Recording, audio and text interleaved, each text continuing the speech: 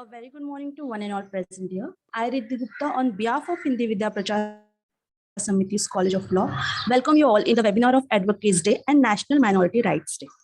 We welcome our patrons of Hindi Vidya Prachar Samiti's Dr. Rajendra Singh Sir, Honorable Secretary, Dr. Usha Mukundan Ma'am, Honorable Director. We welcome our Honorable Principal Ma'am, Dr. Mrs. Madhura Kalamkar, and all the participants. We welcome our speaker of the day, Shrimati Prajakta Randiv Ma'am. We all very eagerly waiting to hear you, ma'am. Now I request Principal Ma'am to please address the gathering.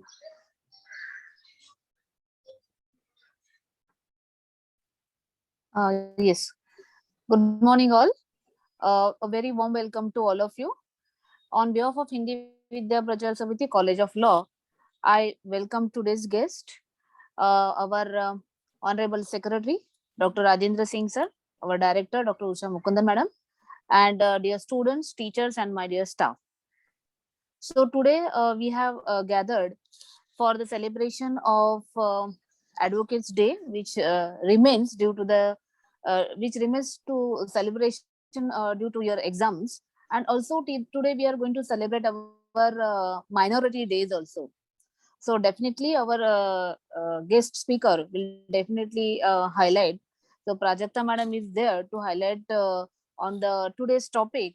But before that, I just want to say to our students that today is a minority day, and being a minority college, here I just wanted to say you that the aim of this minority right is to prevent the conflicts between the uh, people who lack their powers, individuals within those groups, like a woman and all. So article 29 is there to protect the interest of the minorities by making some provisions to the citizens without any discrimination on the ground of we can say race, religion, caste, language.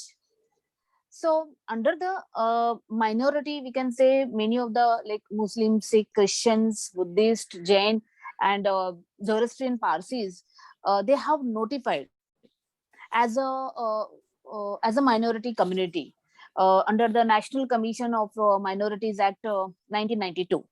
So these minorities are inferior to the rest of the population in the state, and which possesses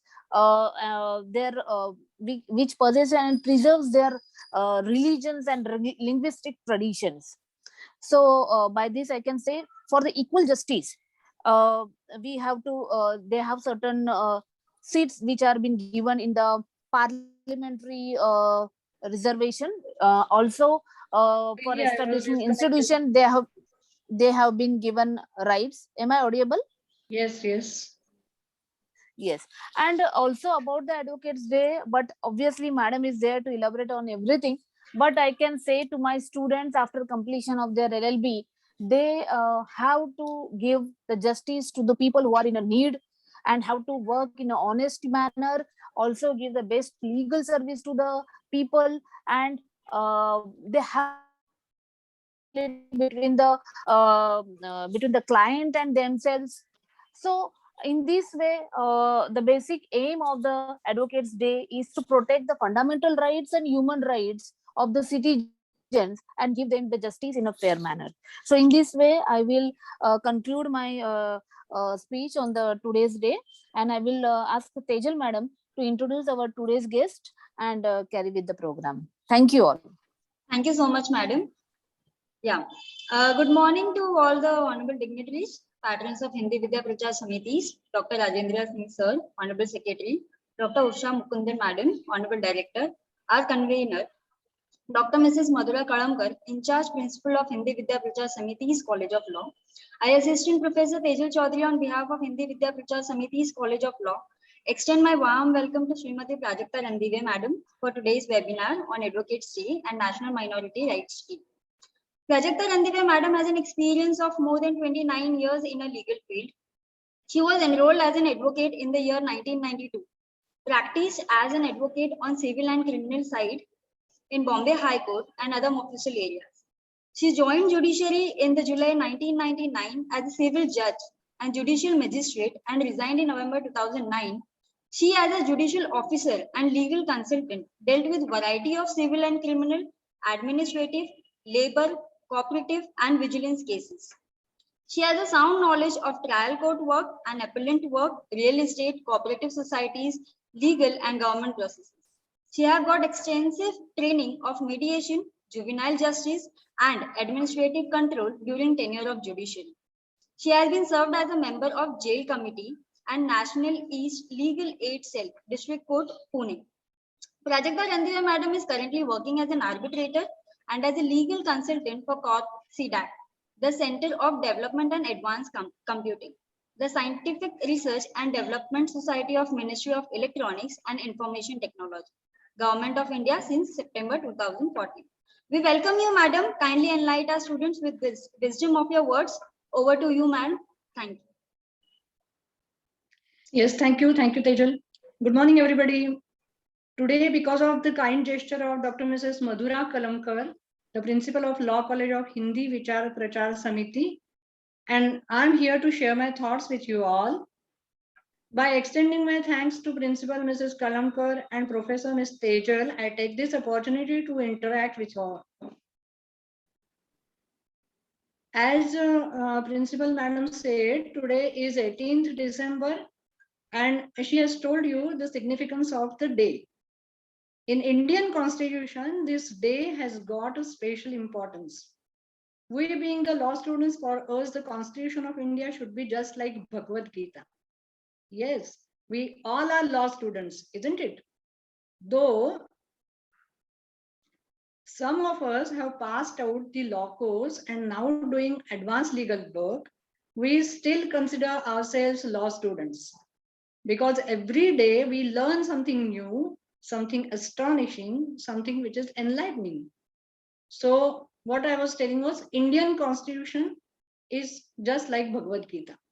How Bhagavad Gita tells us many things about the life path, our Indian Constitution considers many aspects which are essential to protect the rights of each and every group, category, class of the society, each and every individual citizen of India. Accordingly, Constitution of India has taken care of the minority also. Now here we have to see first what is minority. The Constitution of India has nowhere defined the word minority. The word minority comes from Latin word minor. Yes, minor is the Latin word. It does not originate from English. The word minor is suffixed by iti, that is minority. Minority means small in number. According to United Nations, any group or community which is socially, politically, economically non-dominant and inferior in the population is minority. On 18th December every year, the National Minorities Rights Day is observed in India. As we all know, India is a country of unity in diversity. In India, we have multiple religions, cultures, traditions, and heritage. There are 8 major religious belief systems in India with their distinct heritage and culture. From Kashmir to Kanyakumari, there are 22 official languages in India. 22 official languages with more than 800 dialects. But our Constitution gives equal rights to all citizens of the country, irrespective of their linguistic, ethnic, cultural, and religious background. Now, what is the purpose behind this observance of National Minorities Rights Day?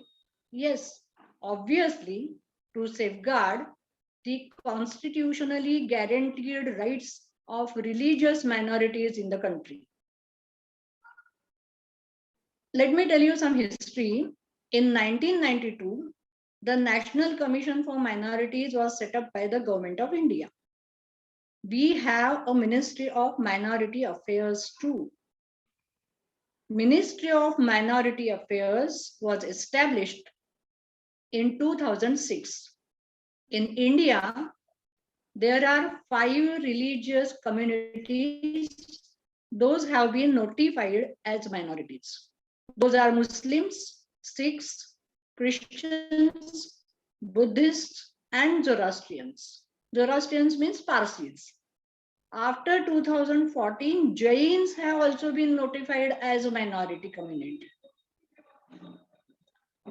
Minority rights in India protect people from being discriminated against on grounds of their ethnic, cultural, linguistic, or religious identity.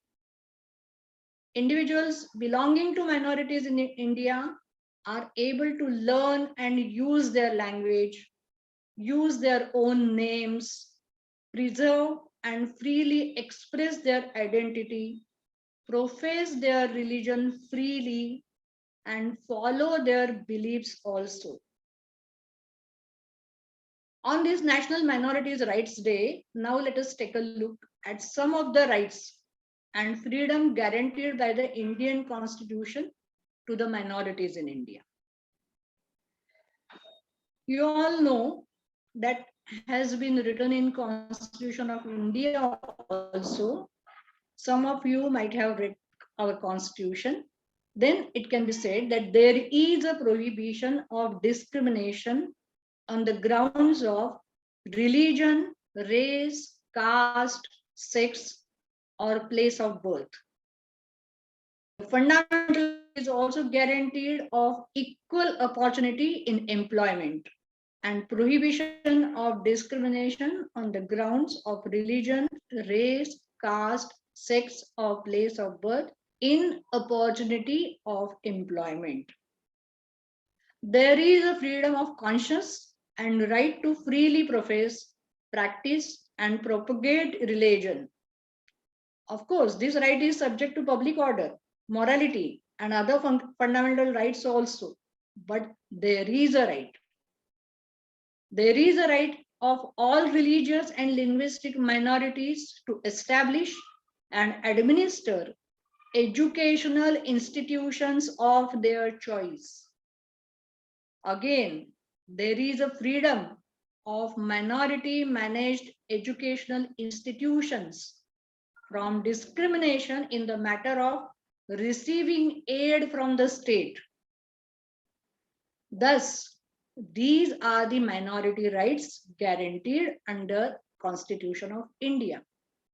In this manner, the minority rights are being protected in India. And today, we are observing the National Minorities Rights Day. I think this is clear, and now we can turn to our today's another topic, Advocates Day. You all know when the Advocates Day is being celebrated in India. Yes, 3rd December every year, we celebrate Advocates Day. Do you know why we celebrate Advocates Day on 3rd December itself? And why not on some other day?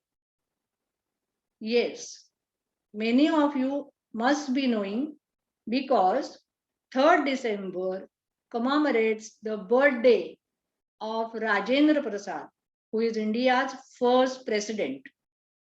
He was also a lawyer, which is the reason why this day also gives commemoration and honor to all lawyers and advocates. To honor Dr. Rajendra Prasad, Advocate Day was started as a celebration. Now the question arises, why we should celebrate Advocates Day? There are 3 main reasons why we should take part in the celebration of the Advocates Day. First, to honor Dr. Prasad, as he has made various contributions that help towards development and advancement of the country. He is also a person to look up to and be an inspiration for the lawyers. The second reason to celebrate the Advocates' Day is to know more about the law profession. This is another good reason to celebrate this day, that you can take it as your opportunity to more about your law profession. It is indeed a fascinating field. Law profession is indeed a fascinating field, which is why a lot of people want to become lawyers of different types. Yes, there are different types of lawyers. There are many groups of the lawyers, such as corporate lawyers, civil lawyers, criminal lawyers, international lawyers, family court lawyers, revenue lawyers, labor court lawyers, etc., etc. Generally, people think that the legal stuff is boring, but once you get the idea and the concept that the law deals with, you will surely become fascinated with the field. The third reason why we should celebrate Advocates' Day is you can thank good lawyers on this day. Yes, there are a lot of good lawyers who make justice prevail. Good lawyers have helped the wrongly accused get free. They have also helped in resolving complicated civil issues, international issues. They have also helped in fair settlements. And that is why they deserve to be honored during this special day of celebration. And that is why we should celebrate it, to thank these good lawyers. It is the day of appreciation of the good work of the lawyers. We all know that advocates play a significant role in the society. Any person who supports or recommends for the cause of others or for a cause of change is said to be advocating for the cause, isn't it? Thus, person who takes up the noble profession to plead for the cause of others, to fight for the rights of others, and to fight for justice is called an advocate. In 1960, the Advocates Act came into existence and it formulated legal framework for legal practitioners as well as guidelines for the establishment of bar councils and All India Bar Council. After 1961, the establishment of bar councils was made. This act has given the self-governing status to the bar councils. The Advocates Act 1961 has replaced the earlier act that is called Indian Bar Councils Act 1925. Before 1961, before coming into force of Advocates Act in 1961, there was an act, Indian Bar Councils Act. Under this act, there were so many titles to the lawyers, such as lawyer, pleader, vakil.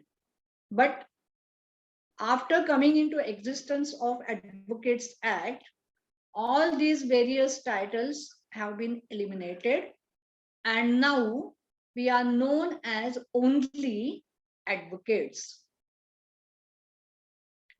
Basically, the Advocates Act lays out the process for registering with state level bar councils. This act also lays out the credentials that an individual must possess in order to practice law.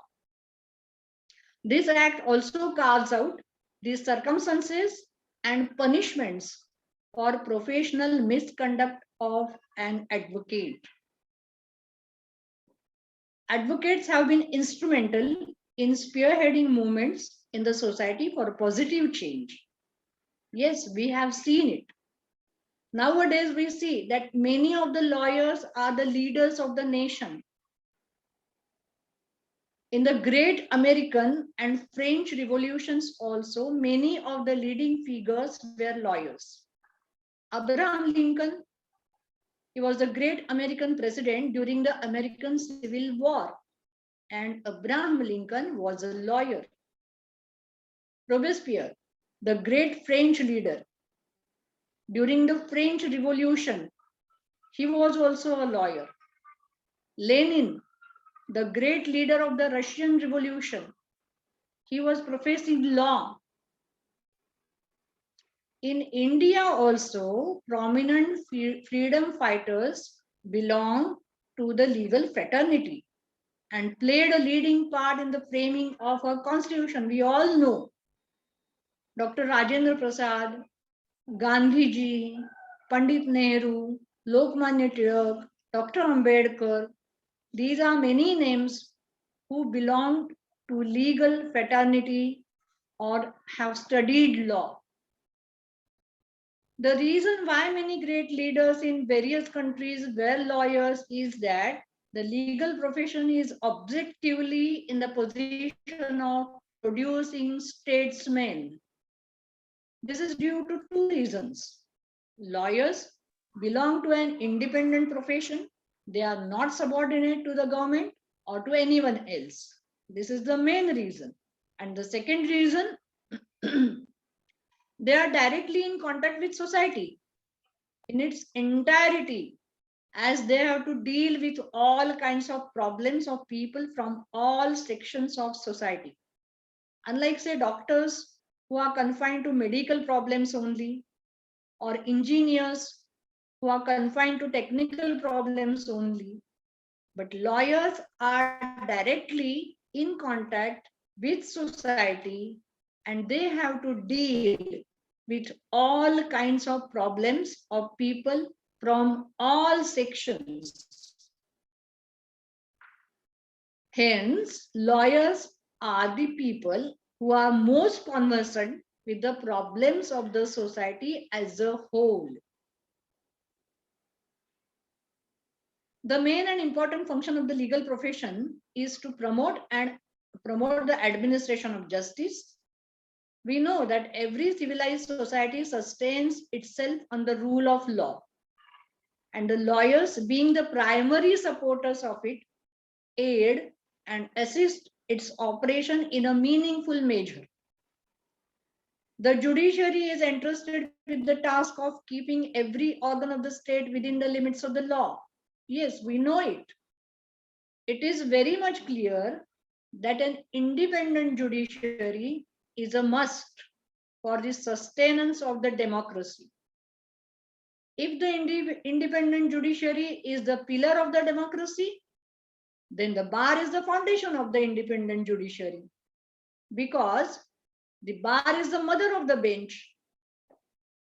A fearless, vibrant, and alert bar would mean an independent and strong judiciary. It is to be further borne in mind that it is the members of the bar who are elevated to the bench. That's why the bar is called the mother of the bar. That's why bar is called the mother of the bench, isn't it? The legal profession is different from other professions. As what the lawyers do, that affects not only an individual, but the administration of the justice. It is to be noted that when people suffer from medical problems, they have to endure and suffer. Whereas when people are meted out with injustice, it is intolerable and they pull down the whole structure. As such, the administration of justice is one of the most essential functions of the welfare of the state. And it is the function of legal practitioners to plead for justice. Lawyer is considered as the guardian who can secure justice and liberty. Lawyers and courts are the last refuge for the helpless and the harassed litigants. The advocate is considered to be an officer of the court. You all know. He not only owes a duty to the client, but also to the court to assist the court to the best of his ability in the administration of justice. The legal profession is considered to be a learned profession because a legal practitioner is required to be familiar with all branches of human knowledge, as he is required to deal with every topic related to life and death. The practice of this profession requires constant study and learning throughout our career. There is no escape from it. Nowadays, lawyers have also to deal with the diverse and complex social and scientific issues touching all aspects of life, be it public health, education, human rights, environment, reservations, elections, cyberspace, genetic engineering, international legal disputes, intellectual property matters, and so many others. In this changing scenario, the members of the bar have been successfully upgrading their knowledge and skills to assist the court by acquainting themselves with the latest developments, not only in law, but also in various other fields of human knowledge. All this requires a wide range of learning, continuing education, and choosing the field of practice wherein one would like to specialize. It has been rightly said that law is an ocean. There are many thousands of enactments, acts, laws, rules, regulations, and it is for the lawyers to apply the appropriate law, knowing facts of the case and object of the law correctly. The legislature may do well by enacting various laws and acts for the welfare of the society, but it would remain merely a paper unless it is enforced by way of legal administration. And here, the advocates play a crucial role.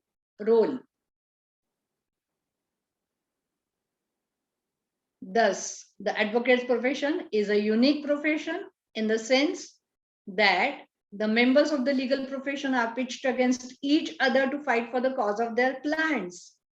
Though they are friends, they fight for tooth and nail in the court when they stand against each other for the clients, isn't it? Now, I think we should turn to the common queries often raised about this legal profession. We have got some questions from our students too. We will see one by one. The first query is, can an advocate fight his own case in the courts of law? Yes, why not? He can fight.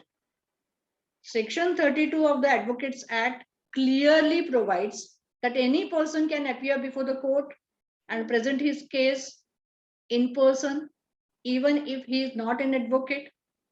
Then the same analogy can be applied to the advocates also to defend his own case. So, an advocate can fight his own case in the the next question is, can an advocate appear for family member? Okay. Yes, an advocate can represent his family members.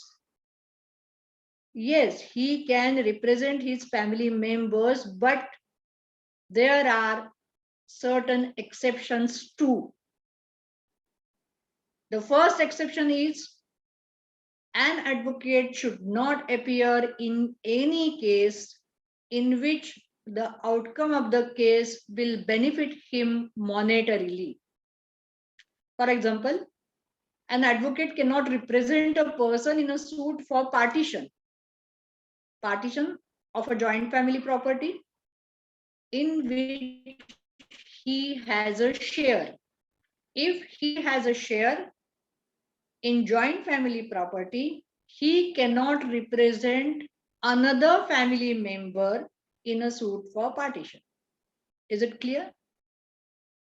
Then, an advocate should not appear in a case in which he is or can be a witness to the case. And thirdly, an advocate should not practice in a court where he is related to the judge.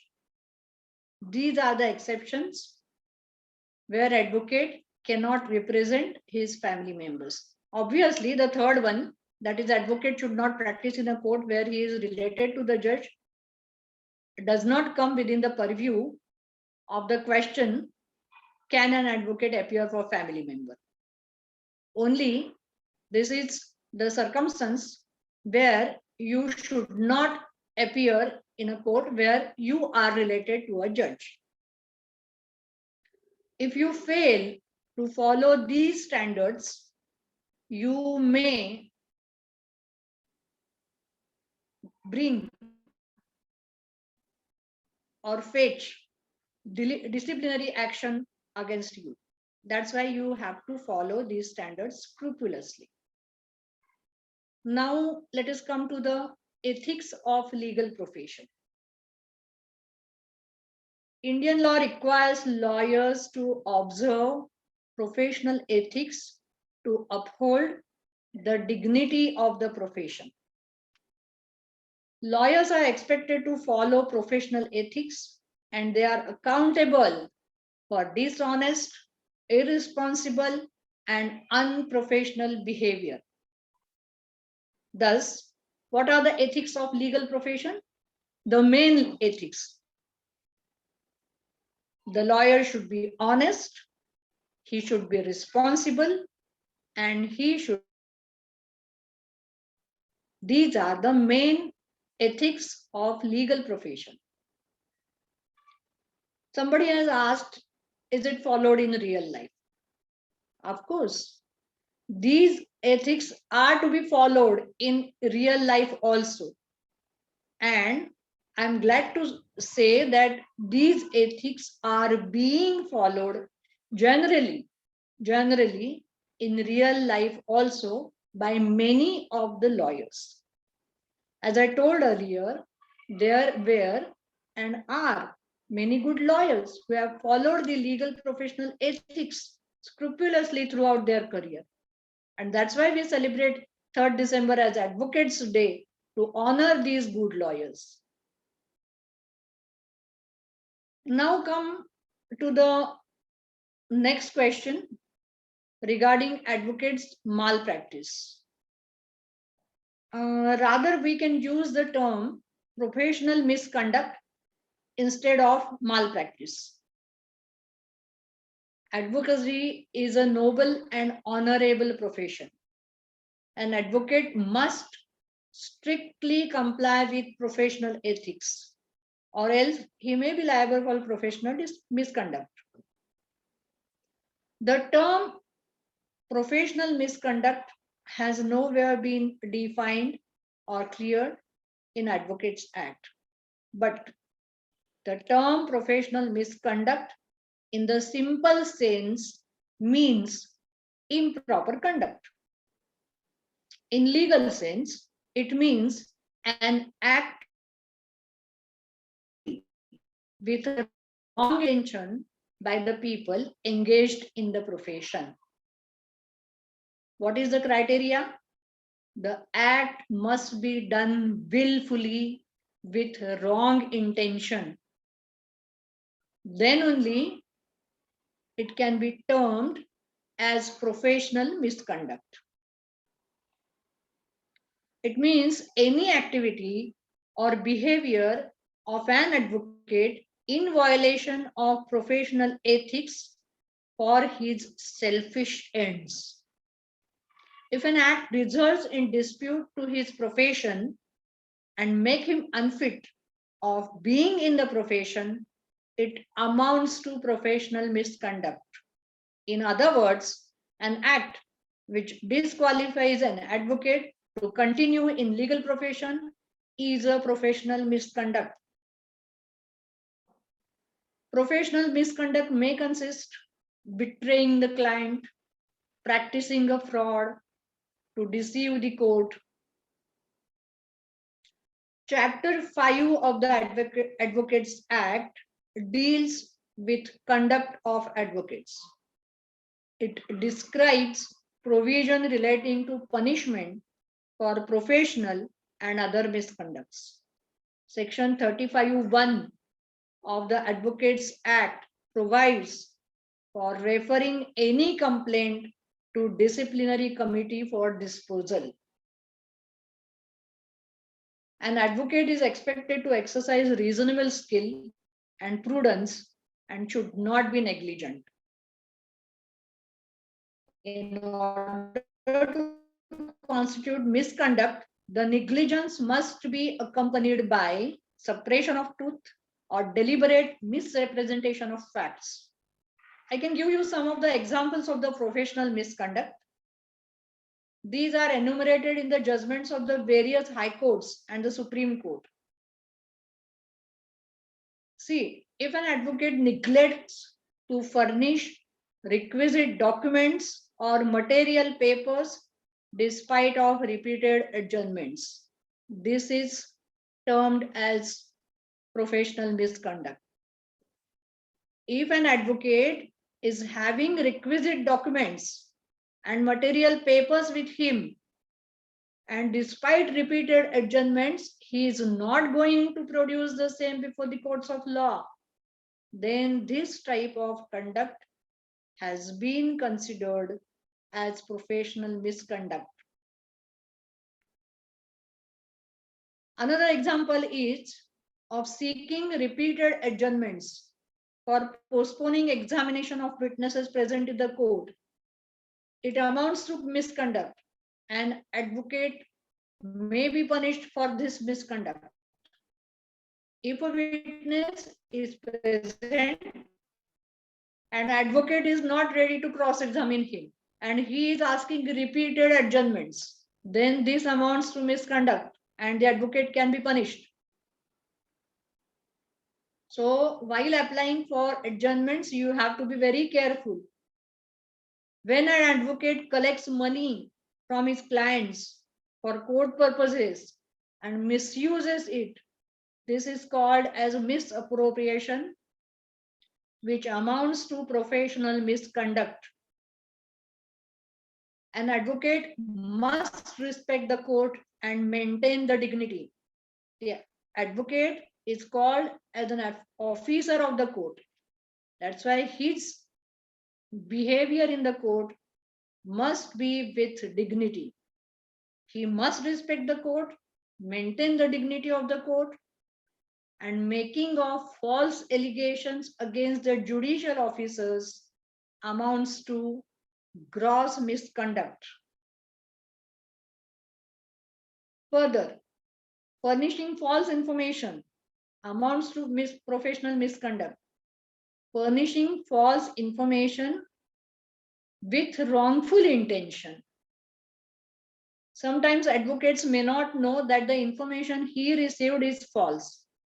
That is not the case, which amounts to professional misconduct.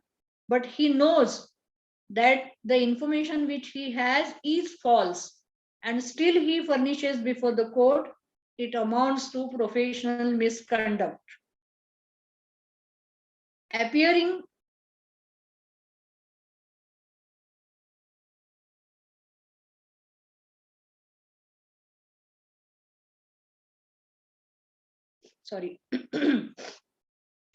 appearing for both sides. This is also a gross misconduct. An advocate is under a duty to do his best to protect the interest of his clients. He must not represent conflicting interest. Therefore, he should not appear for both sides in a litigation. Advocacy being a noble profession, an advocate must give his clients the benefit of his learning, talent, and judgment. An advocate must give his proper advice. If he is unable to take up the brief, he should advise the client to consult another counsel, but should not give improper advice. Giving improper advice amounts to misconduct. And for professional misconduct, disciplinary actions against the advocates can be initiated. After the passing of the Advocates Act, the bar councils have been given the jurisdiction to take disciplinary proceedings against the advocates if they are found to be reckless, negligent, remiss in the performance of their duties. What type of punishments there would be? Imprisonment, suspension from practicing advocacy. These are the harsh punishments. Imprisonment and suspension from practice are the harsh punishments, and no lawyer should face such harassment, such embarrassment during his tenure as a lawyer. Actually, by telling the punishments, I don't want to deter you. I just want to say you are going to enter into a noble profession. So respect the profession. Scrupulously follow the ethics. Scrupulously follow the ethics of this noble profession. Use your wisdom. What's happening? Something is going on. Something is trying to speak something. No, someone was unmuted. You may continue, ma'am. Okay. Yeah, so sorry. No, it's okay. So I just want to deter you. I just want to say that you are going to enter into a noble profession. So respect the profession, scrupulously follow the ethics of this noble profession, use your wisdom for the upliftment of the truth and justice, and ultimately your knowledge and experience should be used for the betterment and business, that is public at large. Now, for giving me this opportunity. Thank you, everyone. Speak. I'm so grateful for this opportunity. Thank you very much. And have a great weekend. Thank you, Tejal. Thank you so much, ma'am. Sharanya, Yes, ma'am. Yes, yeah, ma'am. Yes, ma'am. Sharanya will continue with the vote of thanks. Yes, ma'am. Just a minute. Huh?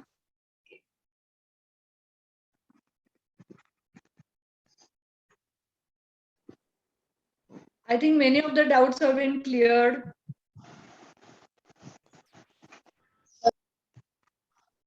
Ma'am, I have one doubt. Can I ask one question to that? Akshay, Yes. Akshay, if you have any question, please put in the chat box. Okay, sure. Yeah. Ma'am, on behalf of Internal Quality Assurance Cell IQAC, it gives me a humble pleasure to deliver the vote of thanks to our esteemed guest speaker, Mrs. Prajakta Randive, ma'am, on the event Advocates Day and National Minorities Day 2021. It was indeed a great honor, ma'am, to have you here with us. I'm sure that every participant is enlightened by your extremely vast knowledge and learned views on the topic. We thank you, Mrs. Prajakta Randive, ma'am, for having spared your precious time with us to speak on a crucial topic in rather sensitive times.